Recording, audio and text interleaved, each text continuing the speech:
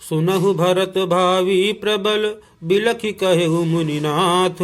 हानि लाभु जीवनु मरनु जसु अपजसु विधि हाथ। अर्थात मुनिनाथ ने विलख कर दुखी होकर कहा, हे भरत सुनो, भावी होनहार बड़ी बलवान है। हानि लाभ, जीवन मरण और यश अपयश ये सब विधाता के हाथ है। अस विचारि के ही दे इय दोषु व्यर्थ काहि पर कीजिय रोसु। तात विचारु करहु मन माही सोच जोगु दशरथ न पुनाही। अर्थात ऐसा विचार कर किसे दोष दिया जाए और व्यर्थ किस पर क्रोध किया जाए। हे तात, मन में विचार करो, राजा दशरथ सोच करने के योग्य नहीं है। सोचिए विप्र जो वेद विहीना तजि निज धर्म विषय लय लीना। सोचिए नृपति जो नीति न जाना जहि न प्रजा प्रिय प्राण समाना।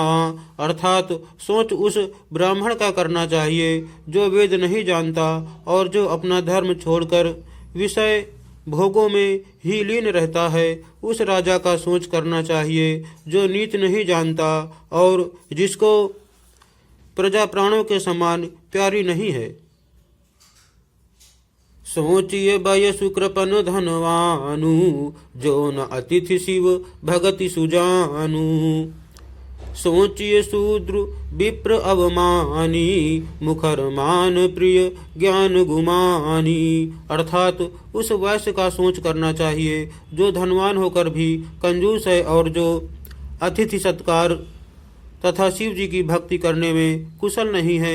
उस शूद्र का सोच करना चाहिए जो ब्राह्मणों का अपमान करने वाला, बहुत बोलने वाला, मान बड़ाई चाहने वाला और ज्ञान का घमंड रखने वाला है।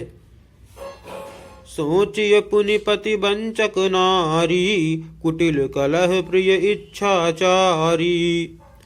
सोचिए बटु निज व्रत परिहरई जो नहीं गुरु आयसु अनुसरई। अर्थात पुनः उस स्त्री का सोच करना चाहिए जो पति को छलने वाली, कुटिल, कलह प्रिय और स्वेच्छाचारिणी है। उस ब्रह्मचारी का सोच करना चाहिए जो अपने ब्रह्मचर्य व्रत को छोड़ देता है और गुरु की आज्ञा के अनुसार नहीं चलता।